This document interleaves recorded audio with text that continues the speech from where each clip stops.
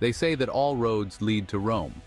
However, roads and highways are only one of a range of inventions that we owe to the ancient Romans.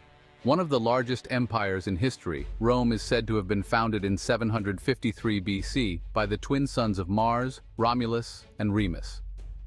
It grew from a small settlement on the Tiber River in Italy into an empire that went on to encompass most of Europe, Britain, Western Asia, North Africa, and the Mediterranean islands over a space of nearly 1.7 million square miles.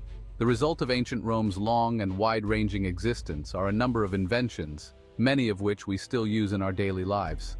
Here's 10 of the most significant inventions from ancient Rome. Concrete, one of the most revolutionary materials developed by the ancient Romans, has stood the test of time. This durable and versatile material allowed the Romans to build architectural marvels that still inspire awe today.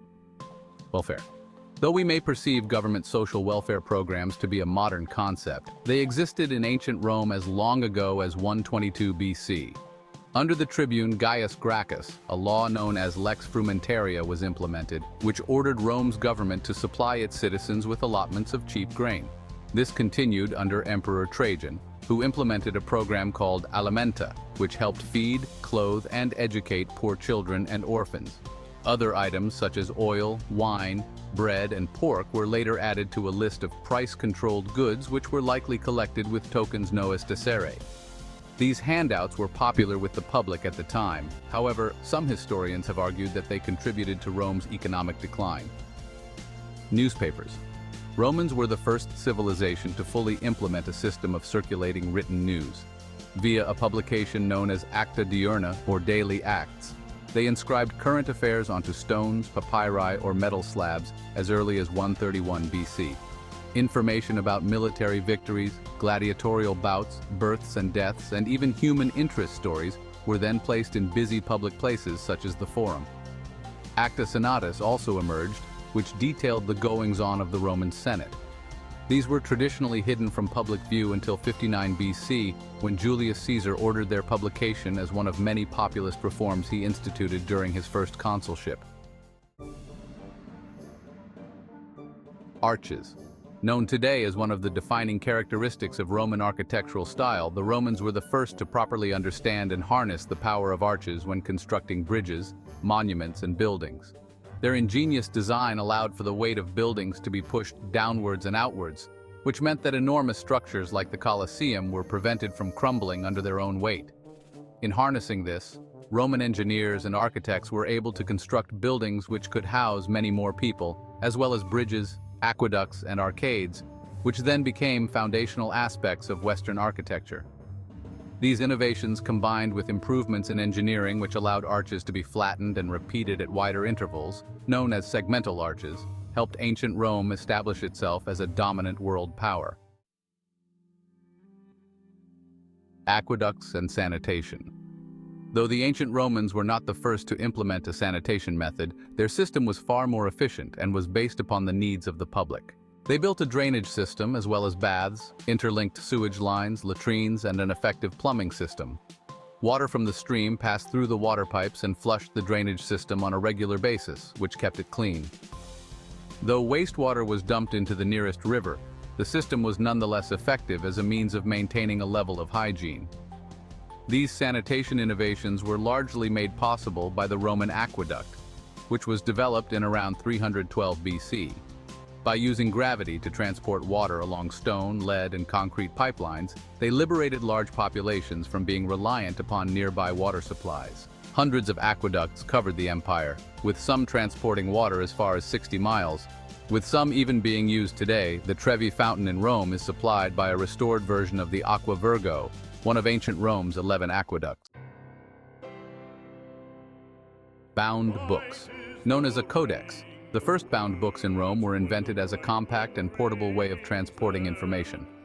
Until then, writings were typically carved into clay slabs or written on scrolls, with the latter being up to 10 meters in length and needing to be unrolled to be read. It was Julius Caesar who commissioned the first bound book, which was a collection of papyrus known as a codex. It was safer, more manageable, had a built-in protective cover, could be numbered, and allowed for a table of contents and index. This invention was widely used by early Christians to make codices of the Bible, which aided the spread of Christianity. At its height, the Roman Empire covered a vast area.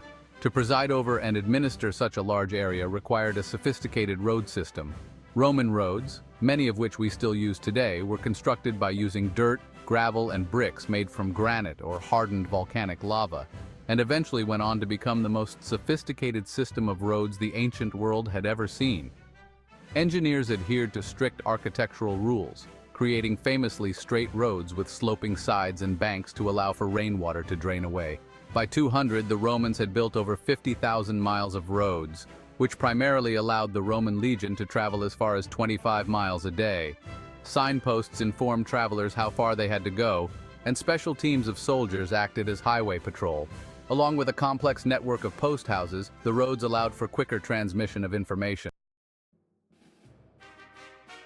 The postal system was established by Emperor Augustus in around 20 BC.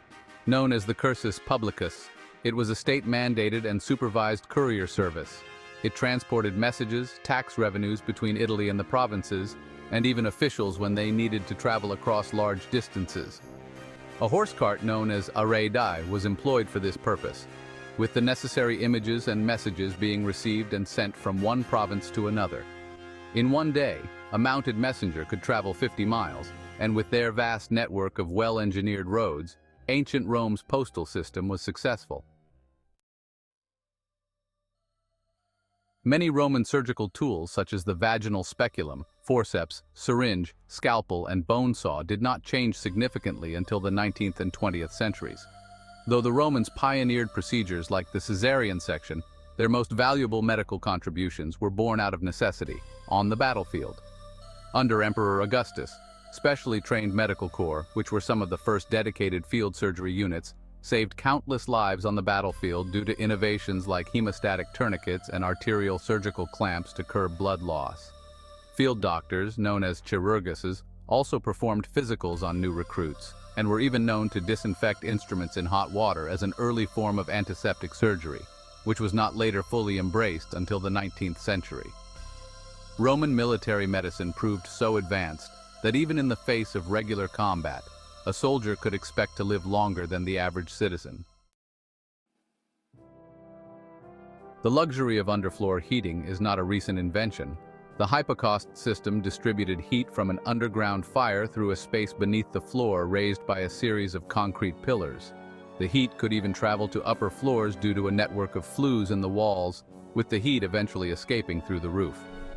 Though this luxury was limited to public buildings, large homes owned by the wealthy, and the thermae, the Hypocaust system was a fantastic feat of engineering at the time, especially since the risks of shoddy construction included carbon monoxide poisoning, smoke inhalation, or even fire.